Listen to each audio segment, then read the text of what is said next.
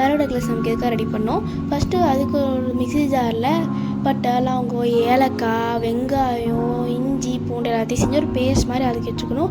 அடுத்து விறகடுப்பில் மண்பானையை வச்சு அதில் எண்ணெய் ஊற்றி பிரியாணி இலை போட்டு கடுகு போட்டு இப்போ கடுகு வெடித்தோடனே வெங்காயம் போட்டு வெங்காயம் வந்து நல்லா ப்ரௌன் ஆகிற வரைக்கும் 2 to 5 minutes வரை நல்லா கிண்டி விட்டுக்கணும். அதை நல்லா கிண்டி வெங்காயம் நல்லா ப்ரௌன் ஆனோடனே நம்ம அரைச்சி வச்ச பேஸ்ட்டை அது கூட சேர்த்து அதையும் நல்லா பச்சை ஓரளவுக்கு கிண்டிட்டு பச்சை போன உடனே தக்காளி சேர்த்துக்கணும்.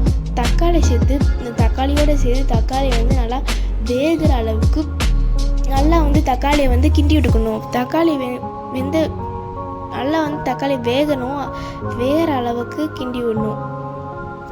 அது 2 to 5 minutes வெங்காயத்தை கிண்டி விட்ட மாதிரி தக்காளி கிண்டி விட்டு ஒரு 2 minutes வச்சுட்டு அதுக்கப்புறமா மஞ்சத்தூள் கொஞ்சமாக போட்டு அதையும் சேர்த்து நல்லா தக்காளியோடு கிண்டி விட்டுக்கணும். அதுக்கப்புறமா நம்ம நறுக்கி வச்சுருந்த உருளைக்கிழங்கு, முருங்கைக்காய் அதை எல்லாத்தையும் சேர்த்து அதையும் நல்லா சேர்த்து கிண்டி விட்டுக்கணும். அது வந்து ஆஃப் பேக் ஆனோடனே பாதி வெந்தோடனே வந்து நம்ம கட் பண்ணி கழுவி வச்சுருக்க சிக்கனையும் அது கூட சேர்த்துக்கணும். இப்போ ஆஃப் பேக் ஆனோடனே தான் போடணும். உடனே போட்டிங்கன்னா அது வேகாது எல்லாம் சேர்ந்து.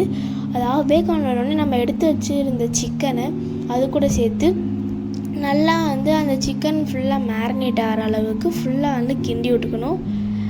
நல்லா வந்து கிண்டி விட்டுக்கிட்டே இருக்கும்போது அந்த இது எண்ணெய் வந்து வர மாதிரி இருக்கும். அது அப்படியே வராமல் கிண்டி விட்டுக்கிட்டே இருக்கணும். அதுக்கப்புறமா கொதி வந்து வரணும். கொஞ்சம் வந்த உடனே வீட்டில் தயாரித்து குழம்பு பொடி நாங்கள் வீட்டில் தயாரித்தோம். அந்த குழம்பு பொடி சேர்த்துட்டு தேவையான அளவு கொஞ்சம் உப்பு சேர்த்துக்கணும்.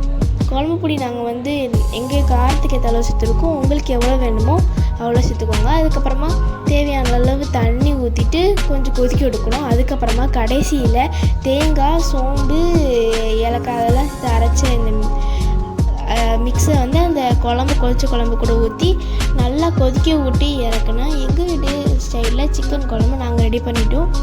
உங்கள் வீட்டில் எப்படி செய்வீங்கன்னு கமெண்ட் பண்ணுங்கள். இந்த டிஷ் எப்படி இருக்குன்னு செஞ்சு பார்த்துட்டு கமெண்ட் பண்ணுங்கள். நாளைக்கு என்ன ரெசிபின்னு நாளைக்கு பார்க்கலாம்.